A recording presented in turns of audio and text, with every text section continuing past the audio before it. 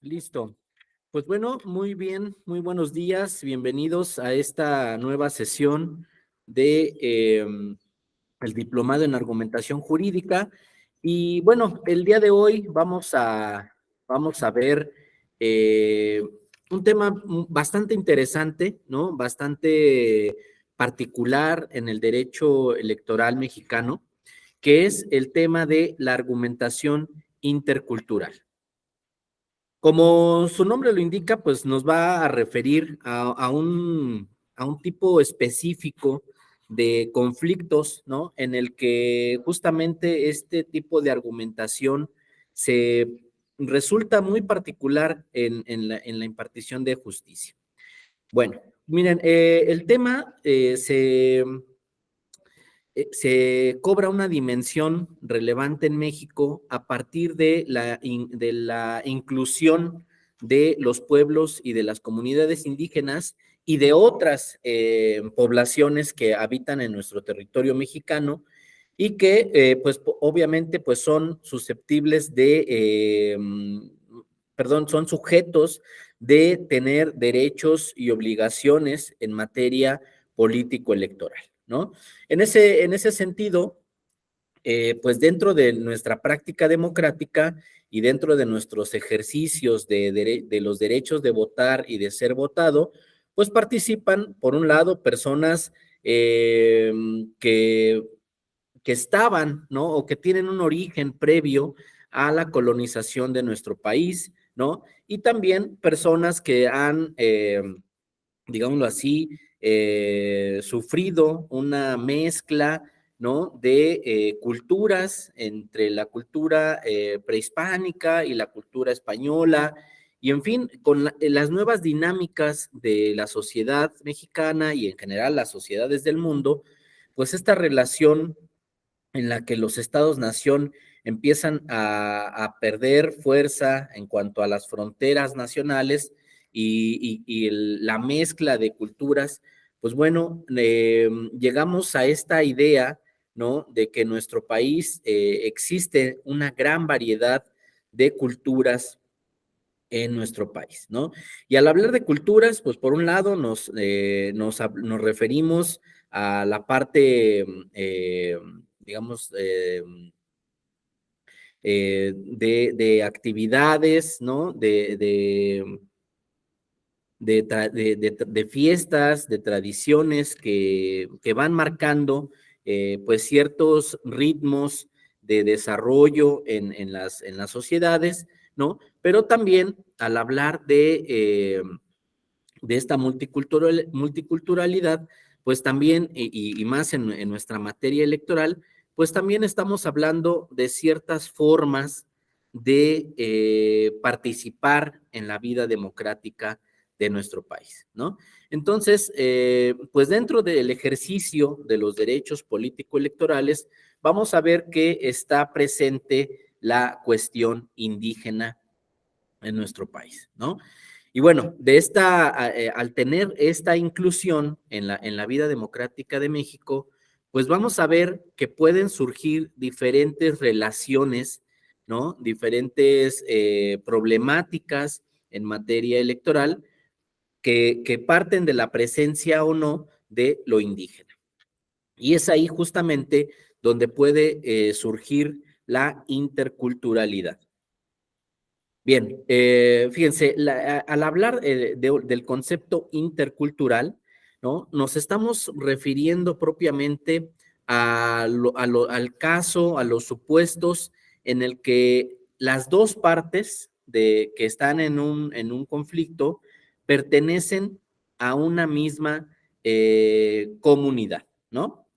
Es decir, que pertenecen a un mismo sistema normativo interno.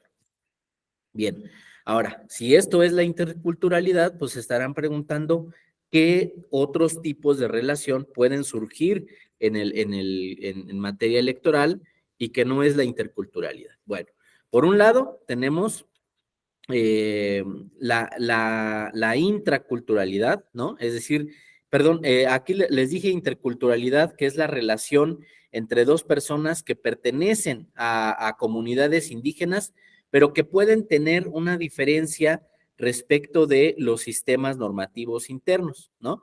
Puede ser, por ejemplo, un caso, ¿no? En el que se esté conformando una lista en una circunscripción y, por ejemplo, dentro de esa conformación de la lista, pues esté participando, por ejemplo, un indígena del estado de Chiapas, ¿no? Y también una persona que pertenezca, que sea indígena y que pertenezca al estado de Oaxaca, ¿no?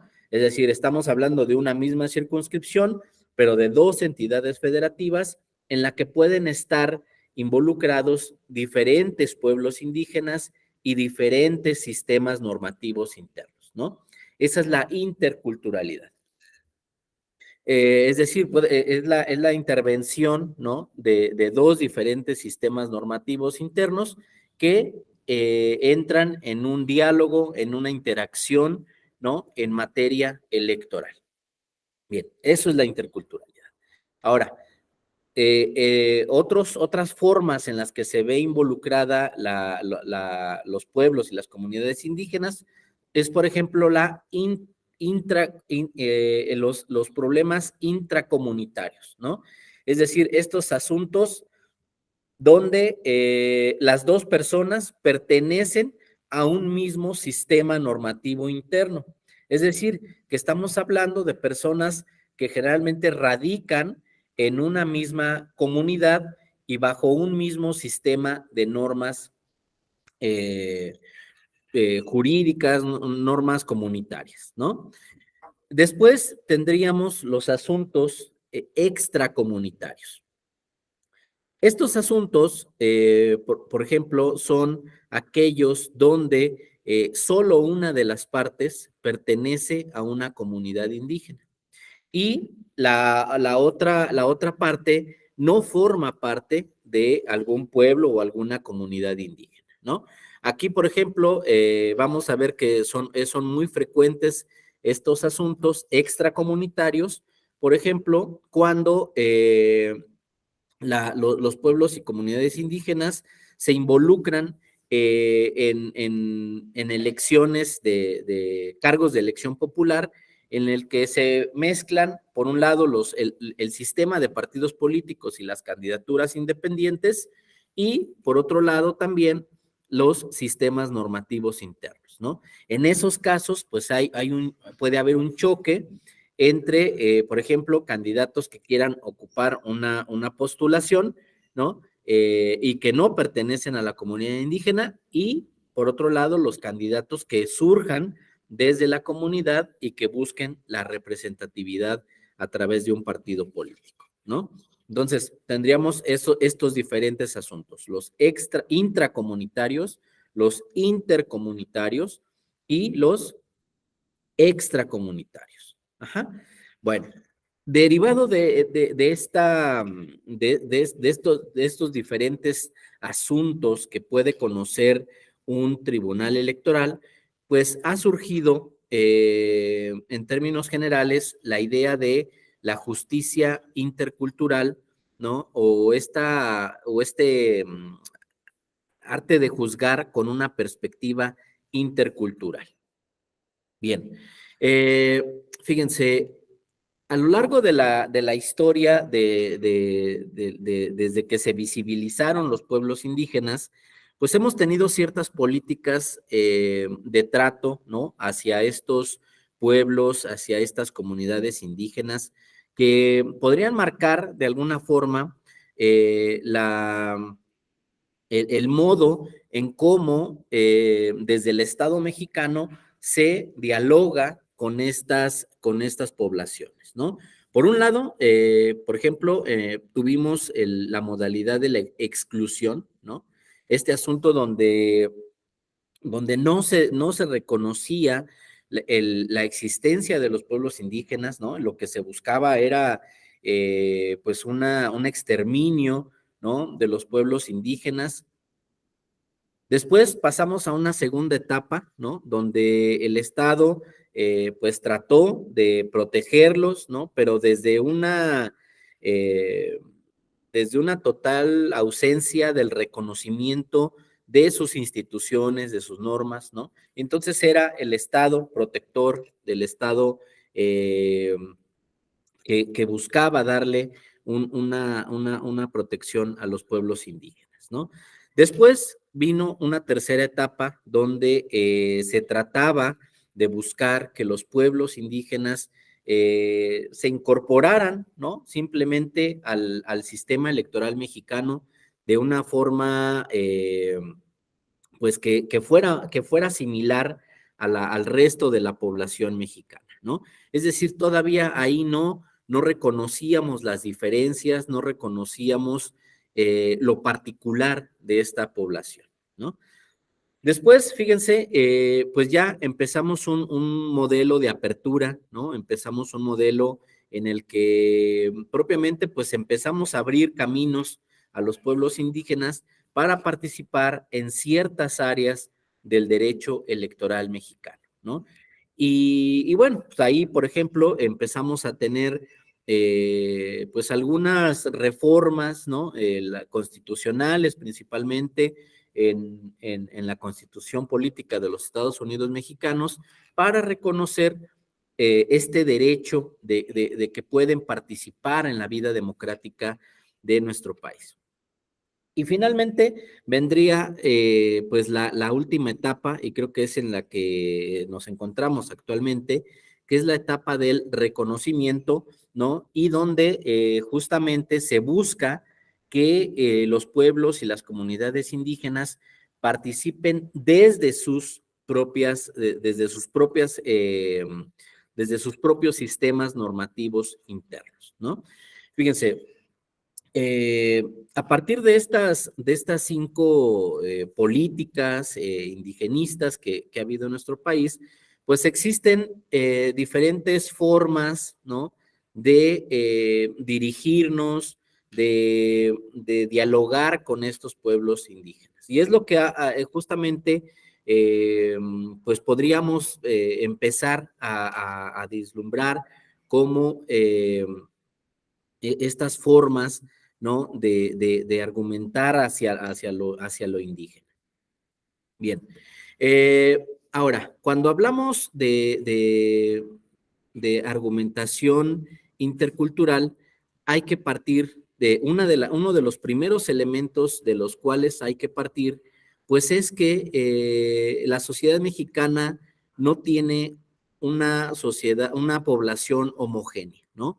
No provenimos, no nos contextualizamos en una misma población, ¿no?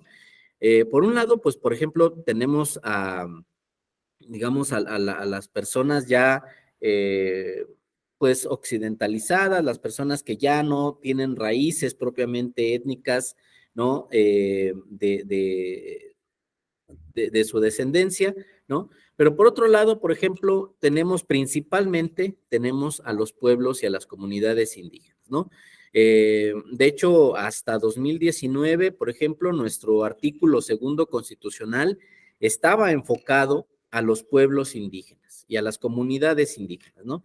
Y bueno, por ahí en el último apartado del artículo segundo constitucional nos decían, bueno, y puede haber comunidades equiparables, ¿no? Y si las encuentran o si aparecen las comunidades equiparables, pues estas tienen los mismos derechos que, que los pueblos indígenas, ¿no? Y ya, así estaba en la Constitución, así está en la Constitución Política.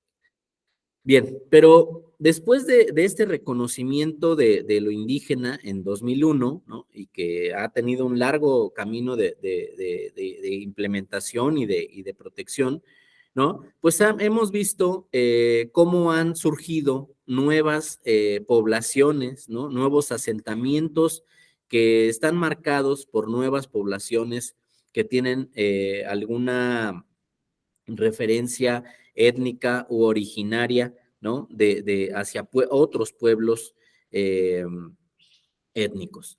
Y bueno, el segundo más grande, la segunda población más grande y que creo que ha tenido ya un reconocimiento normativo, pues es el de los afrodescendientes, ¿no? En el caso mexicano los hemos enfocado como afromexicanos, ¿no? Que principalmente están en los estados de Guerrero y en el estado de Oaxaca. Bien, pero por otro lado también, por ejemplo, aparecen poblaciones dispersas en diferentes entidades federativas, ¿no? Por ejemplo, migrantes internacionales, refugiados, transmigrantes, apátridas, asilados, ¿no? Bueno, estas nuevas formas, estas nuevas poblaciones que están ahí, ¿no? Y que de alguna manera, pues también, una vez que entran al Estado mexicano, pues hay que empezar a prever, ¿no? La regulación de estas poblaciones. Y por ejemplo, en el caso mexicano, en el estado de Chihuahua, surgió un asunto, por ejemplo, con la comunidad Levarón, ¿no? La comunidad Levarón, pues probablemente no era una población indígena, tampoco era una población afrodescendiente, ¿no? Pero era una comunidad que ya llevaba bastante tiempo asentada en la entidad federativa, ¿no? Y que de alguna manera, pues habían creado una unidad poblacional, ¿no? Con, digámoslo así, ciertas tradiciones, ciertas instituciones que les daban una orientación étnica a su población, ¿no? Bueno, ellos empiezan a tener pues algunos problemas sociales, de seguridad pública, ¿no? Incluso pues pérdidas de vidas en la comunidad Levarón. Y pues bueno, sucede algo muy parecido al caso de Cherán, ¿no? Pues tratan de crear un sistema de protección desde el interior de su comunidad, pero también pues buscan el respaldo, el reconocimiento de sus particularidades en la entidad federativa, ¿no? Y bueno, aquí, fíjense, el tema es que cuando se empieza a conocer el asunto en materia local, ¿no? Pues empieza una serie de preguntas, una serie de cuestionamientos, ¿no? De si eran o no una población que estuviera protegida por el artículo segundo constitucional, ¿no? Eh, y bueno, justamente lo que hacen las autoridades locales, ¿no? Pues es tratar de encuadrarlo en el concepto de comunidad equiparable. Dicen, bueno, no son indígenas, no son afromexicanos, pero puede ser una comunidad equiparable, ¿no? Porque pues es una población que tiene instituciones culturales, sociales, económicas, políticas, ¿no? Que está asentada en un territorio, ¿no? Mexicano y que guarda cierta unidad en su población, ¿no? Bueno, por ahí empiezan a avanzar estas discusiones, ¿no? Y bueno, el segundo tema es, y esto está permitido en el estado de Chihuahua para protegerlo, ¿no? Y bueno, buscan en la constitución local, no aparece la referencia a las comunidades equiparables, ¿no? Y bueno, después acuden a la constitución política, ¿no? Y dicen, bueno, pues sí está protegido, pero hace falta que se prevea en la entidad federativa, ¿no? Y entonces dicen, bueno, pues esto será competencia del Congreso local, ¿no? Que sea el Congreso local quien modifique las disposiciones normativas para que pueda implementarse la protección de los derechos. Bueno, ante esta respuesta, ¿no? Pues se acude al Tribunal Electoral porque no están satisfechos con esta respuesta y fíjense, empiezan a surgir otros temas. Primero porque la sala regional que conoció el asunto, ¿no? Trata de encontrar la naturaleza de la población. trata de ver específicamente de qué tipo de población se trata el asunto, ¿no? Y entonces, investigando, ¿no? Allegándose de ciertas opiniones especializadas en esta comunidad, pues identifica que se trata de una comunidad tribal. Es decir, que tiene cierto movimiento, que ha tenido cierto movimiento a lo largo del tiempo en diferentes asentamientos territoriales. Y entonces, fíjense, aquí empieza un tema, ¿no? Que las comunidades tribales, ¿no? Pues es algo que es un concepto que propiamente no está en la Constitución política, ¿no? Entonces, los argumentos es que justamente a nivel constitucional, ni local ni federal, las comunidades tribales están protegidas.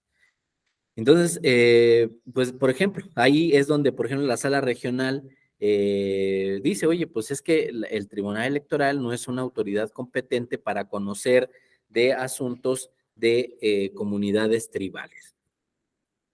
Esto a nivel regional, ¿no? Y después vendría una nueva reflexión, ¿no? Ante la sala superior. Aquí fíjense cómo ya tenemos desde el ámbito local y el ámbito regional, pues dos diferencias, ¿no? En cuanto a los argumentos de por qué sí y por qué no pueden conocer de este asunto, ¿no? Bueno, y digámoslo así, la particularidad de ese artículo, el debate en ese asunto del caso Levarón, tiene que ver con la conceptualización de la población, ¿no? Tenemos que definir si es una comunidad indígena, si es una comunidad tribal o si es una comunidad equiparable. Bien, esto nos va dando una idea, ¿no? De por dónde va a ir el tema de la argumentación intercultural. Bien, finalmente la sala superior, eh, al estudiar todo el material probatorio, ¿no? También los estudios especializados.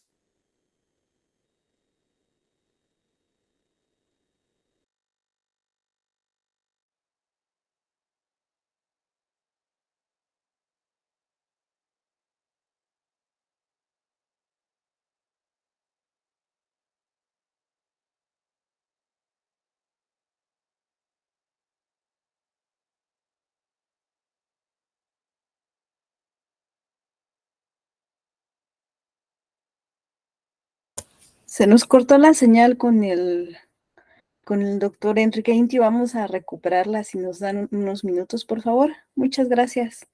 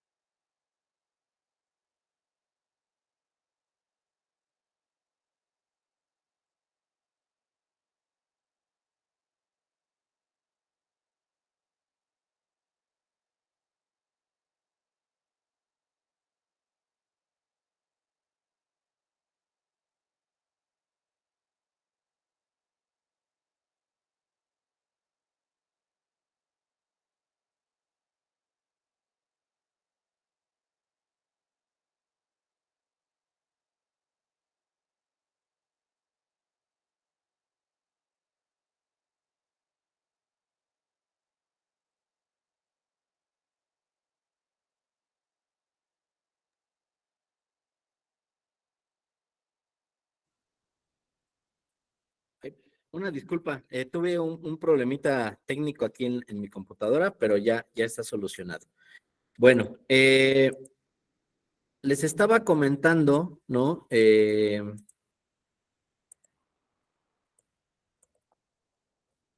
Les estaba comentando este diálogo que hubo en el caso Levarón, ¿no? Y que tenía que ver, ¿no? Con esta diferencia conceptual, ¿no? Entre lo originario, ¿no? Y los diferentes tipos de población.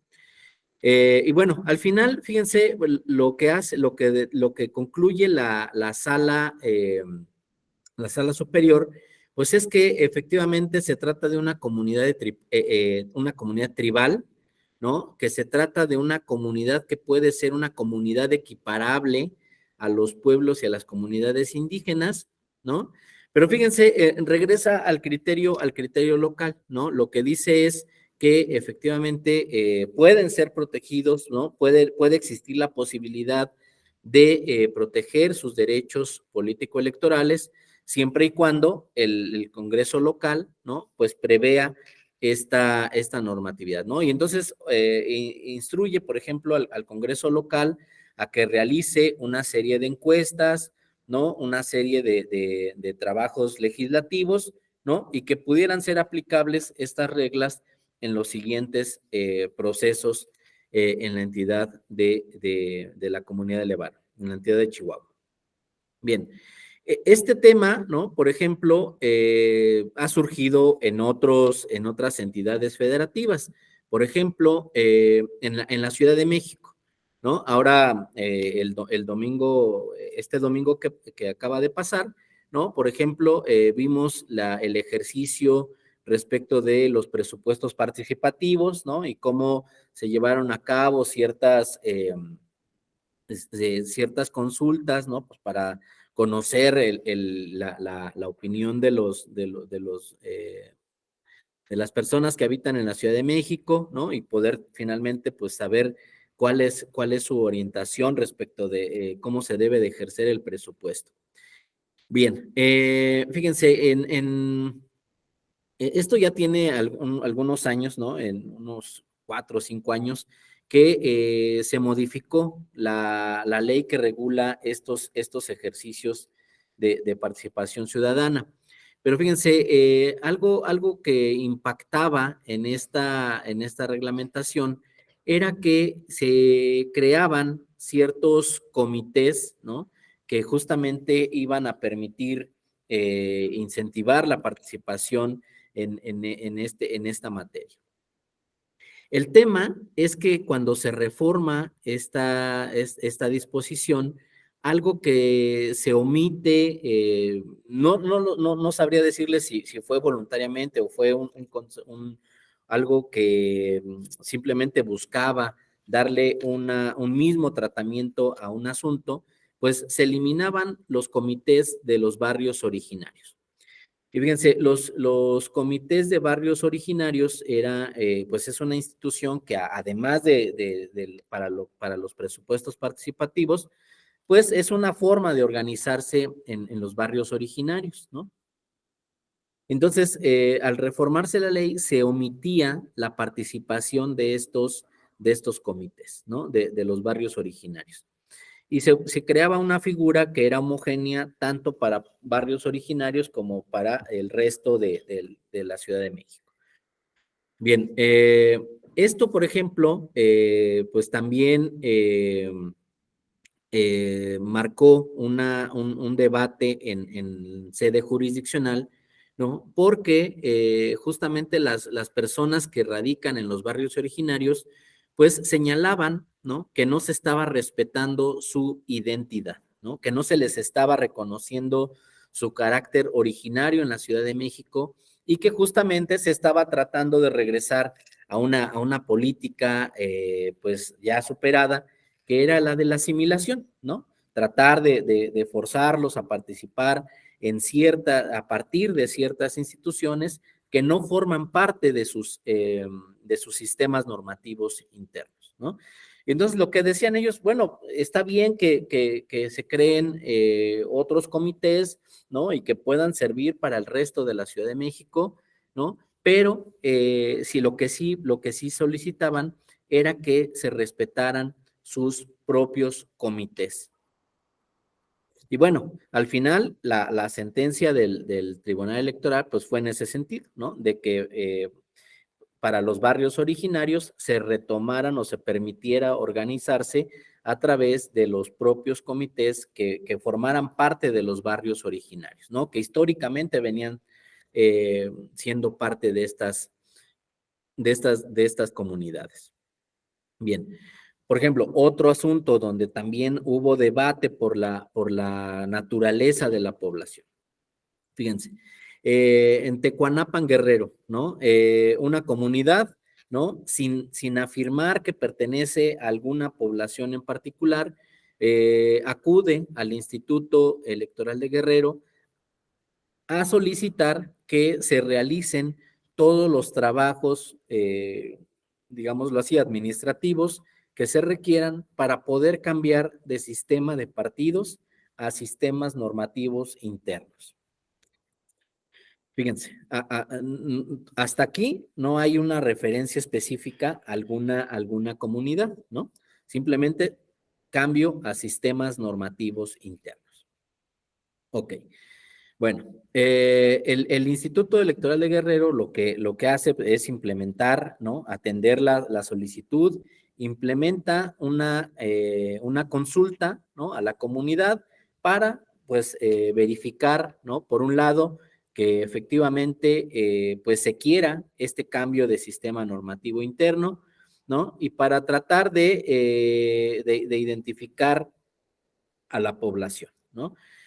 Fíjense, los resultados pues arrojaban, ¿no? Que las personas no se reconocían como indígenas, ¿no? Que no querían el cambio a un sistema normativo indígena y pues por lo tanto el instituto, digámoslo así, niega el cambio de sistema normativo, ¿no? Fíjense, entonces contra esta respuesta se presenta un medio de impugnación en una sala regional, la Sala Regional Ciudad de México. Bien, la Sala Regional Ciudad de México algo que empieza a documentar, y esto para aclarar un poco sobre lo que va a resolver, ¿no? Pues es justamente el tratar de ver de qué tipo de comunidad está tratando el asunto, ¿no? Entonces, fíjense, pues allegándose de documentos en libros, en algunas revistas especializadas, pues advierte la sala regional, ¿no? Que se trata de una comunidad afromexicana. Y bueno, fíjense, uno de los, una de las situaciones que marcó mucho este asunto, pues es que justamente se implementó un protocolo sin tener la certeza de la naturaleza de la comunidad, ¿no? Entonces, esto obligó, ¿no? A que se regresara el asunto a la entidad federativa de Guerrero y se volviera a implementar la consulta, pero ahora sí, tomando en cuenta las particularidades de la comunidad afromexicana. Y fíjense, aquí empieza otro tema bastante interesante, que es, digámoslo así, el de identificar, ¿no? El de identificar la naturaleza de las personas que presentan un medio de impugnación, ¿no? Habría, por ejemplo, un caso sencillo, digámoslo así, ¿no? Cuando la propia persona se autoadscribe como perteneciente a un pueblo, a una comunidad, ya sea indígena, afromexicana, tribal, en fin, sería deseable, ¿no? Digamos que en este tipo de asuntos, pues ya las personas acudieran manifestando su pertenencia a una comunidad, ¿no? Porque nos ayudaría a identificar por dónde abordar el tema. Pero hay estos casos, ¿no? Donde no se nos dice, donde no hay un reconocimiento de autoadscripción, ¿no? Y entonces, fíjense, aquí algo que concluyó en este asunto de Tecuanapan, la Sala Regional Ciudad de México, es que cuando de los escritos de demanda se desprenda, ¿no?, que se trata de un asunto en el cual puedan estar involucrada una cuestión étnica, una cuestión de comunidades, ¿no?, pues el Tribunal Electoral tiene que atender esta demanda con una perspectiva intercultural, ¿no?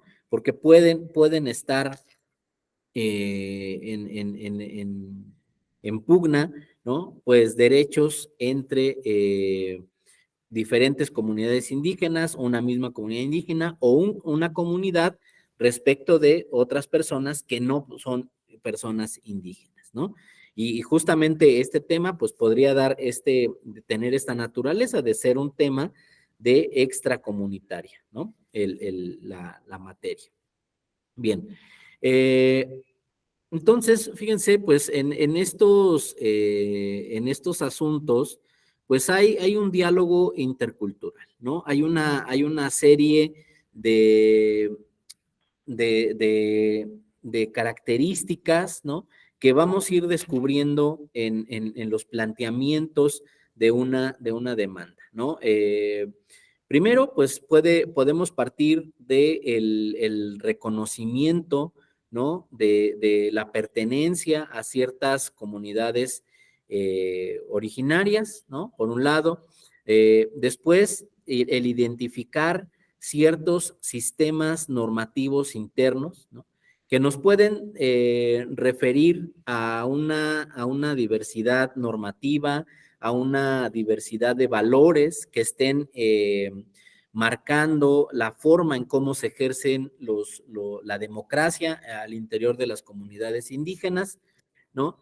Y por otro lado, pues también ciertos nuevos espacios que debemos de tener presentes, ¿no?, al momento de realizar la impartición de justicia. Ahora, estas diferencias, ¿no?, todos estos elementos que vamos a ir descubriendo en asuntos indígenas, pues en primer lugar tienen una protección en el marco jurídico nacional, ¿no? Por un lado, la Constitución Política de los Estados Unidos Mexicanos, en su artículo 2º constitucional, ¿no?, es propiamente la disposición que aborda estos derechos político-electorales, y también, pues, ciertas leyes federales o generales que, pues, nos van ayudando a mejorar estos derechos, ¿no? Ahora, esto a nivel nacional, a nivel internacional o a nivel regional, por ejemplo, pues también tenemos ciertos elementos, la Convención Americana de Derechos Humanos, la Convención Internacional sobre la Eliminación de todas las formas de discriminación racial, la Declaración Americana sobre los Derechos de los Pueblos Indígenas, el convenio sobre pueblos indígenas y tribales en países independientes, ¿no?, el convenio 169 de la OIT, ¿no?, la Declaración de las Naciones Unidas sobre los derechos de los pueblos indígenas, el convenio sobre las condiciones de los extranjeros, convenio sobre asilo, convenio sobre nacionalidad de la mujer, ¿no? Disposiciones, ¿no?, que digamos de forma normativa, pues nos dan elementos abstractos, que nos dan elementos generales, ¿no?, que nos pueden ayudar a cubrir ciertos vacíos o ciertas inconsistencias que tenga nuestra normatividad nacional. Bien. Fíjense, cuando hablamos de la impartición de justicia con perspectiva intercultural, vamos a ver que existen ciertos principios generales para realizar este trabajo, ¿no? Entre los principios, pues está el de la igualdad y la no discriminación, ¿no? El principio de la autoidentificación, el principio de maximización de la autonomía, el acceso a la justicia, ¿no?, considerando las especificidades culturales, la protección especial a sus territorios y recursos naturales, la participación, consulta y consentimiento frente a cualquier acción que los afecte. Fíjense, aquí vamos a ver que estos principios generales encuentran cierta discusión con otros principios, ¿no? Que pueden estar a debate en estos asuntos, ¿no? Por ejemplo, el principio de digámoslo así, el principio de la universalidad de los derechos, ¿no? Por ejemplo, ustedes pueden decir, oye, pues es que en 2011 se hizo una gran reforma a la Constitución, ¿no? Y se dijo que todas las personas tienen ciertos derechos humanos y que estos no pueden ser afectados o tratados de forma diferente, ¿no? En nuestro territorio mexicano. Pero fíjense, cuando hablamos de pueblos y comunidades indígenas, este principio universal encuentra, digámoslo así, ciertas limitaciones, ¿no? O ciertas restricciones, ¿no? Por justamente tratar de respetar lo interno, lo indígena, lo originario en estas poblaciones, ¿no? Y entonces, fíjense, algo que nos va a ayudar mucho al momento de plantear argumentos respecto de estos principios, pues es principalmente el tener un enfoque antropológico, ¿no? Aquí es muy importante que los abogados, incluso las propias partes, ¿no? En estos asuntos y también, obviamente, los magistrados, ¿no? Las personas que imparten la justicia, pues tengan conciencia de estas diferencias culturales, ¿no? Para ello, justamente, tenemos dentro de nuestras herramientas técnicas, ¿no? De nuestras herramientas procesales, pues el de los peritajes antropológicos. Los peritajes antropológicos nos van a servir mucho, ¿no? Para argumentar, ¿no? Pues obviamente sobre la existencia del pueblo indígena, ¿no? La existencia de los sistemas normativos internos y principalmente esto es lo importante de los peritajes antropológicos, nos van a permitir argumentar sobre la existencia de sistemas normativos internos, ¿no? Esto es decir, toda una serie de normas no escritas, ¿no? Que están vigentes y vivos en las comunidades indígenas y que permiten elegir a sus representantes. Ahora, este último elemento de la participación, la consulta y el consentimiento, creo que es algo que está presente en todos los asuntos que pudiéramos mencionar en materia electoral, ¿no? Siempre que vayamos a emitir una sentencia que pueda darle un cambio a la forma en cómo se participaba en la comunidad indígena, es importante justamente a que las autoridades electorales se acerquen a las comunidades, ¿no? Que verifiquen que efectivamente sea una voluntad de las personas de la comunidad el querer cambiar de sistemas, ¿no? Y esto, fíjense, ustedes se podrían preguntar, bueno, pero si ya están yendo a pedir que se cambie el sistema, pues ¿para qué verificar otra vez, no? Aquí, fíjense, pues tiene su importancia porque puede ser que, por ejemplo, la persona que esté solicitando el cambio, pues no tenga efectivamente el respaldo de la comunidad, ¿no? O sea, puede ser que lo haya solicitado por ser un interés personal, ¿no? O que puede tener un plan, una idea de querer cambiar el sistema de elección, ¿no? Pero puede ser que esto no haya sido consensuado con la comunidad, ¿no? Y entonces, esto es lo importante, el reconocer el carácter colectivo de los derechos que se ejercen en estas poblaciones, ¿no? Fíjense, en el sistema de partidos políticos, cuando se postula un candidato, ¿no? Eh, pues nunca se le verifica, ¿no? Que efectivamente la comunidad de la cual vaya a ser candidato, ¿no? Pues se tenga el respaldo de esa persona, ¿no? Muchas veces, por ejemplo, hay casos donde dicen, oye, ¿y tú conoces a quien es el candidato de tu municipio, ¿no? O de tu de tu alcaldía? Y bueno, pues al final luego sabemos, ¿no? Quiénes son porque empiezan las campañas, todo esto, pero muchas veces pues no hay un vínculo, ¿no? Entre el candidato y la comunidad. Y fíjense, esto en el caso de los pueblos indígenas, esto es bien importante, ¿no? Siempre se tiene que verificar el consentimiento de la comunidad, ¿no? Frente a los actos que se estén dando en las contiendas electorales en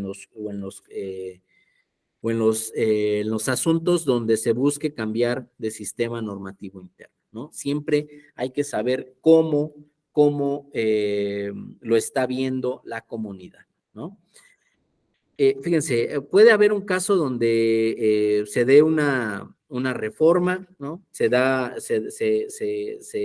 establece que, por ejemplo, pudieran participar pueblos indígenas, pueblos tribales, en un proceso electoral, ¿no? Y en atención a esa disposición, ¿no? Pues se cambian los sistemas normativos internos, ¿no? Y viene el tema de que la comunidad puede no querer este cambio, ¿no? Y bueno, esto es bien importante, ¿no? Porque justamente de eso va a tratar muchas veces los argumentos en un asunto en materia intercultural, ¿no? La manifestación de la autonomía, la manifestación de las diferencias culturales, ¿no? Respecto de una u otra comunidad y la voluntad de la comunidad a querer cierto cambio. Vamos a ver también que, por ejemplo, dentro de estos principios, ¿no? Algo que marca las cuestiones interculturales es justamente el tema de que la progresividad en los derechos de las comunidades siempre tiende a que sean estas comunidades las únicas que puedan tratar de tener un retroceso en sus derechos, ¿no? Lo que quiero decir aquí es que si una persona no indígena quiere afectar el avance de los derechos de las comunidades indígenas, esto es algo que, digamos así, de alguna forma está previsto que no pueda suceder, ¿no? Porque deben de ser las propias comunidades las que puedan, que digamos así, de una nueva reflexión o de un nuevo cambio en su contexto comunitario, pues que quieran retroceder en sus derechos, ¿no? Y quieran, por ejemplo, cambiar de sistemas normativos internos a sistemas de partidos políticos, ¿no? Podría ser. Bueno, bien, hay ciertas cuestiones, ¿no? Que se deben de respetar también en estos asuntos, ¿no? Como es el respeto a su cosmovisión.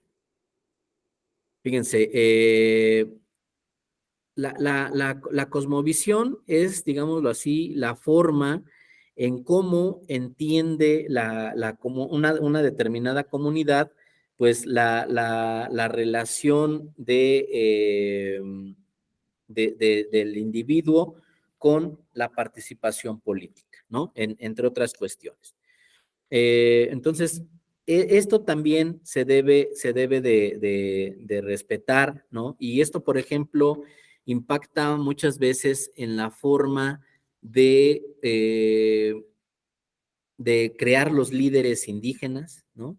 De crear la forma en cómo se crean los sistemas de cargos al interior de las comunidades, ¿no? La forma en cómo se elige o cómo se ejerce el voto en las comunidades indígenas, ¿no? Por ejemplo, cuando hablamos de formas de votación, por ejemplo, hay un conflicto entre el voto secreto, ¿no? Nosotros estamos muy acostumbrados, ¿no? A ir a la jornada electoral, que nos den nuestra boleta, ir a la mampara y marcar, ¿no? Solo con nuestra conciencia, ¿no? La forma hacia qué partido o hacia qué candidato le damos nuestro voto. En el caso de las comunidades indígenas, por ejemplo, ellos tienen un voto que podríamos llamar un voto público, un voto abierto, un voto transparente, ¿no? En el que generalmente todos saben, ¿no? Cómo vota cada persona. Por ejemplo, votan a mano alzada, ¿no? Votan por colocación en fila, ¿no? O por colocación en la plaza, ¿no? Dependiendo de la planilla que quieran apoyar, ¿no? O con marcas en el pizarrón, o otras formas incluso un poquito más abiertas, ¿no? Por ejemplo, la aclamación, ¿no? Los aplausos, digamos así, formas que de alguna manera, pues, no tienen nada de secreto, ¿no? Eh, por ejemplo, ustedes podrían decir, oye, pero pues es que eso viola la constitución política, viola las características que debe de tener el voto, ¿no? O cómo sabemos que a través de estas formas, pues no hay una coerción, ¿no? No hay un elemento que vicie la voluntad de las personas al momento de votar. Y fíjense, esto tiene que ver con la forma en cómo se ejerce la democracia en las comunidades indígenas, ¿no? Aquí la idea en estas comunidades, pues generalmente es, pues por un lado, ¿no? El respeto hacia la comunidad, ¿no? Este hecho de que generalmente los integrantes de un pueblo indígena, pues no están en una competencia política, ¿no? Sino que están más bien en una lógica, digámoslo así, eh, de secuencia natural, ¿no? En la cual las personas van ocupando los cargos al interior de su comunidad, ¿no? Entonces, si tú cumpliste bien tu función en el primer escaño, ¿no? En el primer eslabón de los cargos tradicionales, pues generalmente pasas al segundo, al tercero, al cuarto, hasta que llegas a los consejos mayores, a los consejos de ancianos, ¿no? Donde ya eres la persona líder de la comunidad, la persona que toma el mando, ¿no? En la vida cotidiana del resto de la comunidad. Entonces, no hay una lógica de la competencia, ¿no? Como tal, por los cargos de elección, ¿no? Entonces, al no tener esta lógica, pues generalmente, por ejemplo, las decisiones se toman por unanimidad, ¿no? Salvo algunos casos donde puede haber algún diferimiento o alguna propuesta para suplir a ciertas personas que venían fungiendo en la cadena de cargos, ¿no? Bueno, pues puede someterse a votación, ¿no? Pero siempre hay que respetar esta visión, estas diferencias de la forma de ver el mundo, las formas de ver con una lógica diferente el ejercicio de la participación ciudadana. Bien, otro criterio, y aquí puede haber también cierto debate, ¿no? Generalmente, cuando hablamos de asuntos donde se involucran normas hacia comunidades indígenas, ¿no? Existe el criterio de darles la protección más amplia a sus derechos, ¿no? Y fíjense, pues aquí vamos a ver que a diferencia de los asuntos donde participa una persona indígena y una no indígena, ¿no? Por ejemplo, ahí se puede hacer una ponderación de derechos, ¿no? Puede darse este pesaje de derechos y ver cuál pesa más, ¿no? Respecto de un sistema y otro, ¿no? Y ver también, pues, cuáles son las afectaciones que menos daño generan, ¿no? Ciertas cuestiones. Pero cuando se trata de asuntos donde las dos partes son indígenas, que si pertenecen o no a la misma comunidad, ¿no? Pues puede ser un tema que no ayude a poder ejercer estos ejercicios de ponderación, ¿no? Pero entonces lo que tenemos que empezar a ver aquí en estos asuntos es ver cuál de esos sistemas, ¿no? Pues da una protección, una mejor protección a las personas, ¿no? Fíjense, aquí pues hay una jurisprudencia, ¿no? Que es la 28 diagonal 2011, que dice: comunidades indígenas, las normas procesales deben interpretarse de la forma que les resulte más favorable, ¿no? Esto aquí siempre es un criterio que se ha aplicado, ¿no? En general en todos los asuntos en materia indígena. Fíjense, otro elemento que ayuda mucho a argumentar en materia intercultural, pues es el de los amigos de la corte, ¿no? Los amicus curiae. Fíjense, esta es una figura, ¿no? Que busca aportar elementos que generen, pues que brinden cierta certeza hacia el juzgador respecto del estado que guardan los derechos en las comunidades indígenas, ¿no? Pero fíjense, esta figura en particular tiene la característica que no se debe de emitir a favor de ninguna de las partes, ¿no? Sino que simplemente debe de ser una aportación objetiva, ¿no? Una aportación de los elementos que pueden estar marcando un sistema normativo interno, ¿no? Pero que no genere una inclinación de la balanza hacia una u otra de las partes, ¿no? Los amigos de la corte, ¿no? Esto también se configura mucho con las opiniones especializadas, ¿no? Y que generalmente se dan dentro de los asuntos que se dan dentro de un proceso electoral.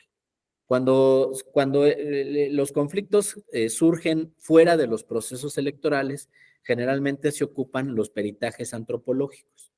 Pero ya que están los procesos electorales, generalmente lo que vemos mucho son los amigos de la corte, ¿no? Fíjense, otro tema, los intérpretes y los traductores. Cuando hablamos de asuntos indígenas, ¿no? Un elemento relevante es el de las lenguas indígenas, ¿no? Las lenguas originarias de las comunidades que, por ejemplo, pueden ser que solo hablen lenguas indígenas, que no hablen el castellano, ¿no? Y que, bueno, esto puede tener cierta complicación, ¿no? También, por ejemplo, esto me lleva mucho a la particularidad de los sistemas normativos y que es un tema que son sistemas normativos no escritos, ¿no? Muchas veces no son sistemas que puedan ser consultados, ¿no? Por ejemplo, de entrar a alguna página y voy a ver en qué consiste el sistema normativo de los coritas, ¿no? O de los guarijíos. y que podamos ver desde los tribunales electorales, ¿no? ¿Cuáles son las características de los sistemas normativos? Generalmente los sistemas normativos son sistemas no escritos, ¿no? Sistemas que se transmiten a través de forma oral, ¿no? En generación tras generación, ¿no? Y que se van, y que van muchas veces previendo esta lógica de que las lenguas perduren, ¿no? De que exista un interés de las personas por ejercer sus lenguas indígenas y que sea esta la forma en la cual se van transmitiendo sus sistemas normativos internos. Ahora, cuando se presentan estos casos, ¿no? De que las personas no hablan lenguas indígenas o que tienen complicación para hablar el español, ¿no? Pues generalmente se allegan de intérpretes o traductores, ¿no? Este ha sido una política del Tribunal Electoral, que siempre puedan tener este apoyo, ¿no? Técnico en un proceso electoral. Y fíjense, algo que ha marcado mucho los últimos años es que justamente en estas cuestiones pues pueden ser identificadas, ¿no? Por ejemplo, por la Defensoría Pública Electoral, que hasta el año pasado estaba naturalizada para atender asuntos en materia de pueblos y comunidades indígenas, ¿no? Entonces, por una parte, pues los defensores hablan lenguas indígenas, ¿no? Hacen este apoyo de acompañamiento a las personas indígenas, ¿no? Y en caso de que no sea una lengua que se pueda conocer desde los defensores, pues pueda haber una asignación de intérpretes en esta materia, ¿no? Ahora, fíjense, otro tema también, y esto tiene que ver con la traducción, tiene que ver, por ejemplo, con una política que tiene el Tribunal Electoral, ¿no? En ciertos asuntos indígenas que son relevantes, o que son de una comunidad que no ocupa el español, ¿no? Que se pueda hacer, por ejemplo, un resumen de la sentencia, ¿no? Que pueda ser traducida a la lengua indígena de la cual se va a notificar, ¿no? Así como el apartado resolutivo de las sentencias, ¿no? Y que estos también puedan ser traducidos a lenguas indígenas y comunicar en su lengua a las poblaciones indígenas, ¿no? Esto nos habla también un poco del respeto por la diversidad, ¿no? Un respeto en cierta manera a que los pueblos indígenas conozcan desde sus conceptos, conozcan desde su cosmovisión, desde su lengua, ¿no? Pues las decisiones que se están tomando en sede jurisdiccional, ¿no? Eh, y bueno, fíjense, este tema de la interpretación y de la traducción, pues nos ha llevado en otras materias procesales, por ejemplo, a, a romper con este formalismo procesal, incluso en el formalismo sustantivo del derecho electoral, ¿no? A romper con esta rigidez, ¿no? De ver la literalidad de la norma, ¿no? Nos ha llevado a tener una visión amplia de lo indígena, ¿no? Y que nos ayude a complementar el sistema, el derecho electoral mexicano, ¿no? Con formas propias de estas comunidades. Por ejemplo, hay una notificación, ¿no? Que puede ser por perifoneo. Este sistema, ¿no? Donde ciertas personas de la comunidad van recorriendo las calles de la comunidad voceando, ¿no? Difundiendo a través de aparatos electrónicos, pues la sentencia de un tribunal electoral a efecto de que puedan tener conocimiento de esta resolución, ¿no? Por ejemplo, otro tema que tiene que ver con sistemas normativos internos, ¿no? Y que pues ha ayudado a fomentar el respeto por las lenguas indígenas, el respeto por las instituciones, por la cultura de lo indígena. Por ejemplo, en materia política o electoral, son, por ejemplo, las radiocomunitarias. Fíjense, como tal, pues la radio, ¿no? Operan con ciertas disposiciones que regulan las frecuencias que permite el Estado mexicano, ¿no? Cierto registro de comunicadores, cierto registro de la programación que se transmite en las radios, ¿no? Y bueno, esto pues también ha tenido su impacto por el uso de redes sociales, ¿no? Cada vez puede ser que se escuche menos el radio o la televisión, ¿no? A diferencia de, por ejemplo, las aplicaciones móviles para ver películas, series, podcasts, ¿no? Pero de alguna forma, por ejemplo, los indígenas han mantenido, por ejemplo, el uso de radio comunitarias para difundir, pues justamente, programación que ayude a divulgar entre su población su cultura, sus tradiciones, su lengua indígena, ¿no?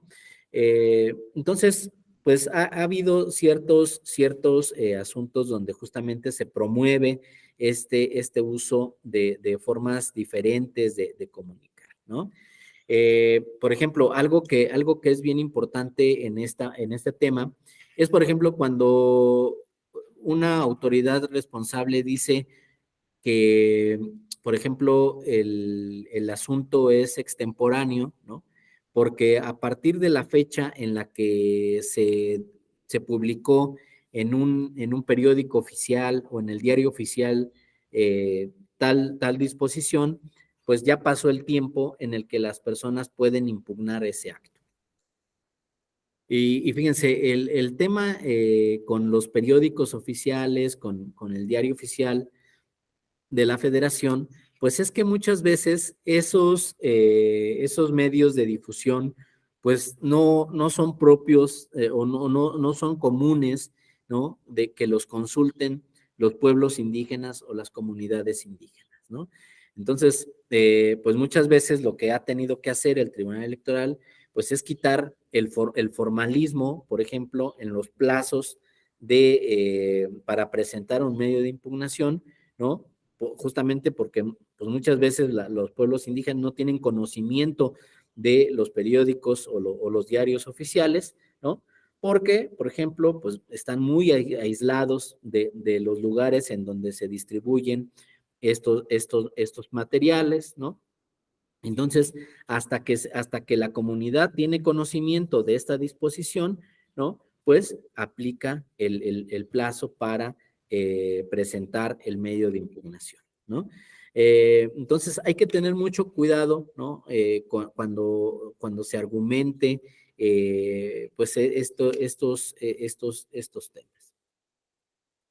Bien, al final, ¿no? Creo que hay una perspectiva intercultural, ¿no? Que se ha emitido a través de la jurisprudencia 19/2018, eh, donde principalmente lo que se hace es reconocer el pluralismo jurídico, ¿no? Es decir, que puede haber espacios para los indígenas en los que apliquen, por ejemplo, el sistema de partidos políticos, otros espacios donde puedan aplicar las candidaturas independientes, otros espacios donde puedan aplicar sus sistemas normativos internos, el reconocer que hay diferentes formas de crear el derecho electoral aplicable a los pueblos y a las comunidades indígenas. o a cualquier otra población originaria, ¿no? Es decir, que puede ser un derecho que se emita desde, por ejemplo, los poderes legislativos del Estado mexicano, ¿no? Y este derecho que tiene que tener la particularidad de de ser acompañado por consultas, ¿no? Hacia las comunidades indígenas para saber si están o no de acuerdo con este cambio normativo, ¿no? O esta creación de nuevos derechos. Pero por otro lado también el reconocer que hay derecho indígena creado desde las propias comunidades, ¿no? Y esto a través de las asambleas comunitarias. Las asambleas comunitarias tendrán esta función legislativa, digámoslo así de alguna forma, ¿no? De ejercer el derecho de autodeterminación de la comunidad, ¿no? Para crear sus normas, sus instituciones y sus formas propias para elegir a sus representantes. Bien, hasta aquí, ¿no? Digamos, tendríamos algunos elementos que son muy particulares de esta perspectiva intercultural. Ahora, aquí es muy importante mencionar, ¿no? Que cuando vamos a plantear estas cuestiones en los diferentes, en las diferentes actuaciones en temas judiciales, ¿no? Pues siempre hay que partir de que se debe de partir de ciertos, de los supuestos particulares, esenciales de las comunidades indígenas, ¿no? Siempre hay que reconocer lo específico del caso, ¿no? Esto es bien importante porque, fíjense, cada sistema normativo interno, ¿no? Tiene diferencias. Podríamos decir que existen tanto sistemas normativos internos como comunidades indígenas, ¿no? Incluso, por ejemplo, si nosotros vamos al municipio de Guajuapan de León, en el estado de Oaxaca, por ejemplo, ¿no? Podemos tener diferentes sistemas normativos, ¿no? Entre las diferentes comunidades que viven en ese municipio. Por eso es bien importante que siempre nos alleguemos de herramientas antropológicas, de herramientas documentales, ¿no? Para, digámoslo así, fundamentar nuestros argumentos, ¿no? Creo yo, ¿no? Que este tema de la interculturalidad, ¿no? Del reconocimiento del otro, ¿no? En un sistema democrático, pues siempre tiene la función de darle un carácter incluyente a la democracia mexicana, ¿no? Cuando se logra esto, ¿no? Cuando los argumentos al final del día terminan con una sentencia que permite incluir a cada vez más a más personas en la vida democrática, pues siempre creo que se logra el fin del derecho electoral, ¿no? El que se garanticen los derechos de votar y de ser votado en un sistema democrático, creo que al final del día es el objetivo que se tiene, ¿no? Y justamente de eso se han tratado todos los asuntos o la gran mayoría de los asuntos en materia intercultural, ¿no? El evitar que no existan subgrupos que puedan quedar fuera de la vida democrática comunitaria. Siempre, por ejemplo, han existido muchos asuntos, ¿no? Donde se busca que, por ejemplo, las mujeres no vean restringidos sus derechos político-electorales, que no se les restrinja por no estar casadas, que no se les restrinja por no haber realizado un trabajo comunitario, que no se les restrinja por no tener propiedades ejidales, que no se les restrinja por el simple hecho de ser mujeres, ¿no? Por ejemplo, en adultos mayores, ¿no? Se ha tratado de que no se excluya de la vida democrática comunitaria a personas que tengan más de 60 años o de 70 años, ¿no? Si ellos quieren seguir participando. Se ha tratado de que, por ejemplo, no se excluya de la vida democrática a, por ejemplo, las personas que viven en agencias o rancherías que están asentadas fuera de las cabeceras municipales, ¿no? Que no se discrimine eh, por ejemplo, a personas que no tienen escolaridad, ¿no? Para ciertos cargos, en fin, que no existan, ¿no? Reglas que afecten o que generen una exclusión de la vida democrática a ciertos grupos indígenas que forman parte de la unidad comunitaria, ¿no? Creo que al final del día esa es la lógica de la argumentación intercultural, ¿no? Demostrar cómo dentro de una misma comunidad existen derechos para todos, ¿no? Que si bien pueden ser limitados, ¿no? Pues las razones deben de ser razonables, deben de ser proporcionales, ¿no? A la lógica comunitaria. Pero también, fíjense, lógicas con el resto del derecho electoral mexicano, ¿no? Esto es, creo yo, el aspecto fino de la argumentación, ¿no? El por qué si planteamos algo a favor de un subgrupo indígena, ¿no?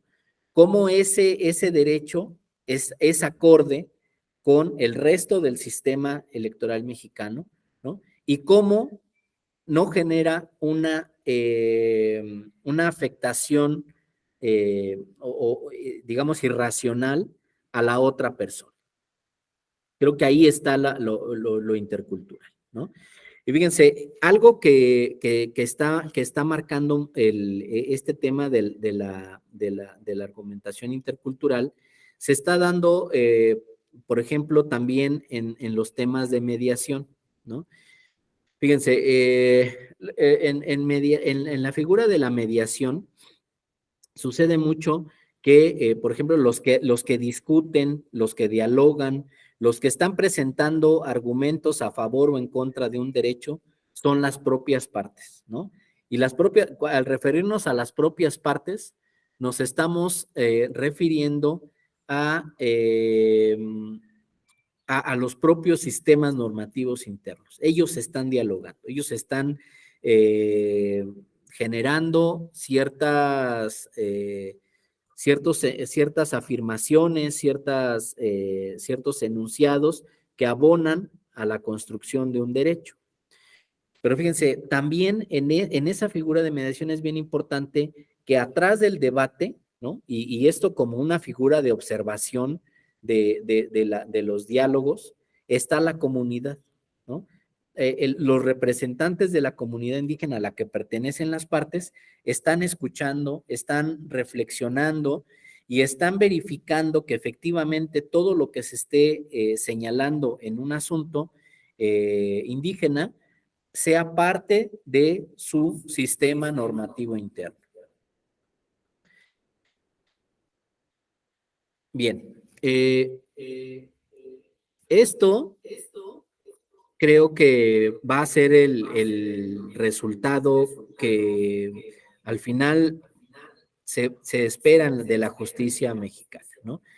Que sean los propios indígenas los que estén dialogando, los que estén resolviendo sus controversias, ¿no? Que no sea un tercero ajeno a su comunidad, quien esté digámoslo así, interpretando sus derechos, ¿no?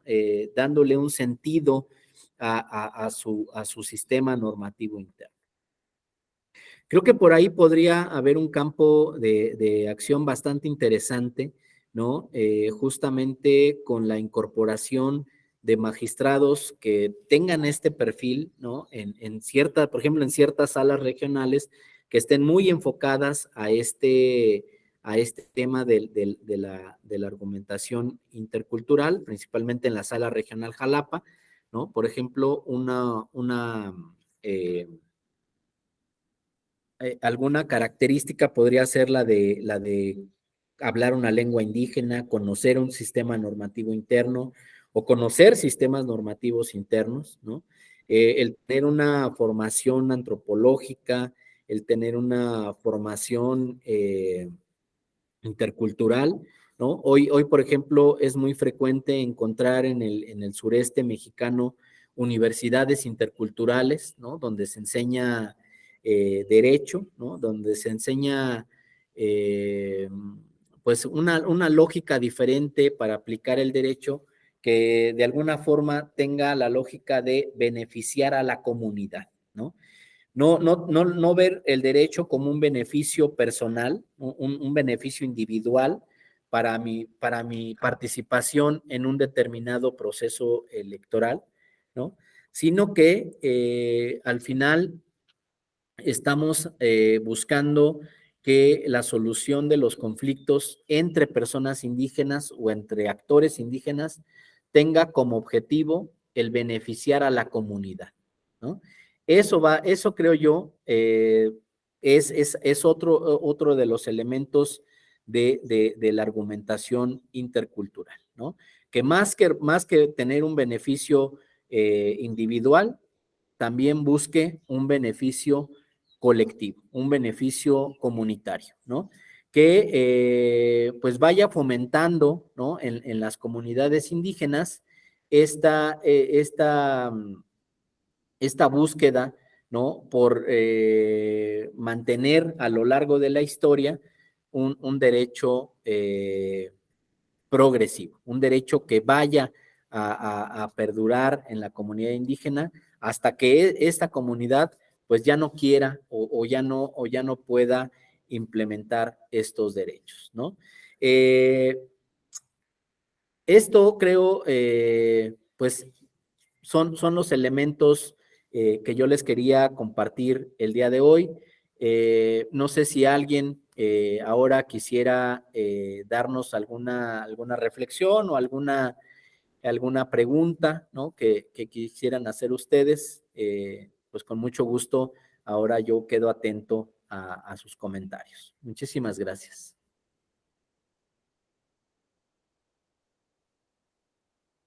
Creo, sí, Daniel, adelante. Gracias, Cinti. Yo solamente me surgió una duda cuando estabas hablando de la comunidad de Levarón. Sí. Y ahí, igual como tú decías que en un origen, a la comunidad de Levarón se da como, o se le reconoce como una comunidad equiparable y posteriormente una comunidad tribal. En ese mismo sentido, estaría la comunidad menonita, o sea, los menonitas, ¿dónde quedan? Porque es una comunidad que se expande en Chihuahua, Durango y un parte de Zacatecas. Entonces, no sé si entra en una comunidad equiparable o también ellos entran en una comunidad tribal o dónde caben ellos como comunidad aquí en México. Gracias. Fíjate, Daniel, que sí, los menonitas han sido un asunto que se han conocido por el Tribunal Electoral, ¿no? Pero en los asuntos que se han conocido, han tenido la particularidad de que no se ha conformado la unidad, ¿no? Creo que estas comunidades han permanecido de alguna forma que no han logrado, ¿no? Tener esta característica de la unidad. Todavía son comunidades, pues, segregadas, ¿no? Comunidades que se mantienen dispersas y que por lo tanto no han logrado tener esta unidad que está en el concepto de lo indígena, ¿no? En el artículo 2 constitucional.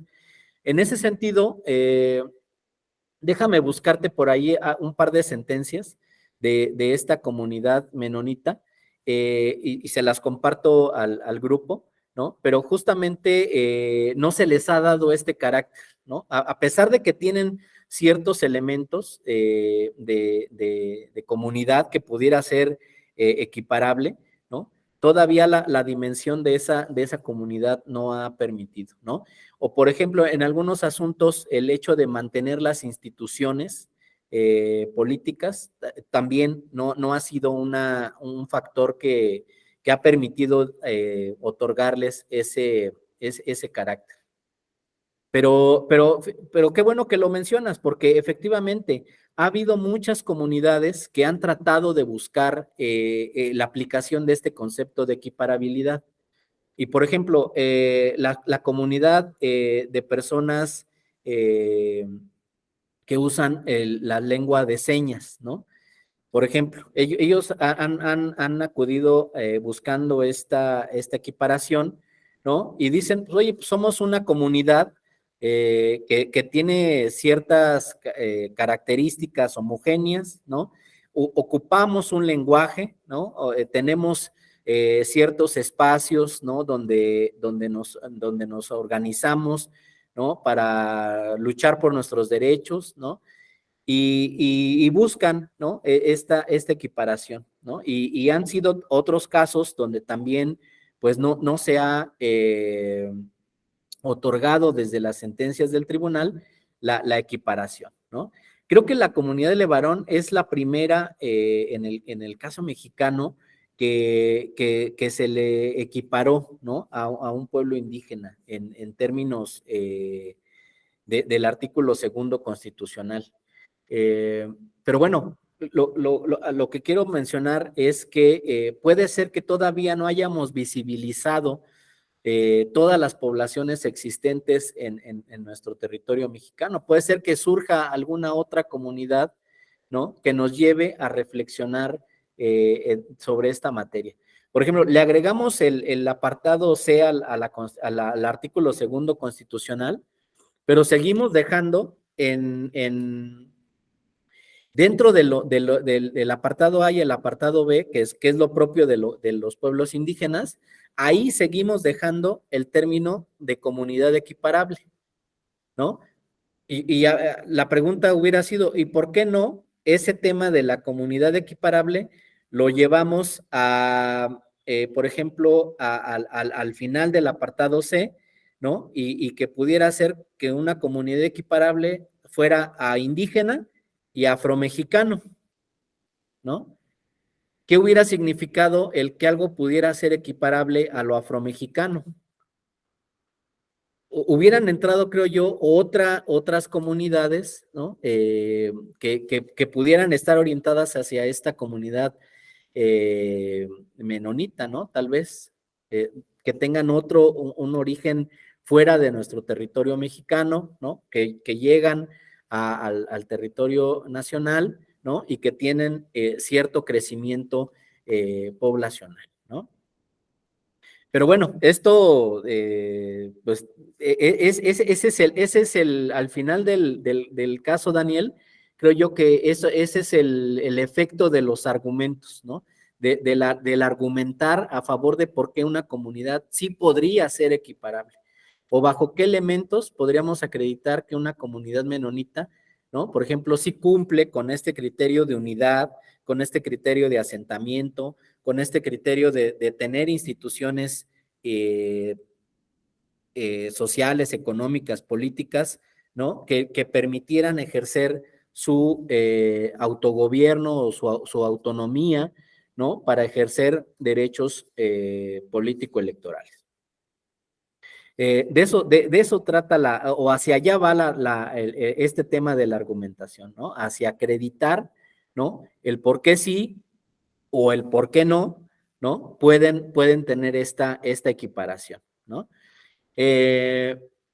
Pero bueno, sí, es uno de los casos, Daniel, que sí han buscado la equiparación, ¿no? Sí ha habido asuntos en materia electoral, pero de alguna forma, pues no ha sido todavía beneficiado esta comunidad.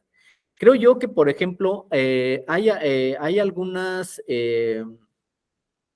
ha habido algunas iniciativas, ¿no?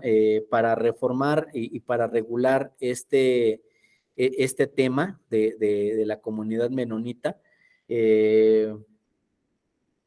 Déjame buscarlas, a ver si las encuentro. Pero creo que también ha habido este planteamiento desde el legislador, ¿no? De regular esta comunidad. Pero por lo mientras, lo que sí tengo son las sentencias, y estas sí se las puedo compartir a través de mis compañeros de la escuela judicial, ¿no? Que les manden las sentencias de la comunidad menonita.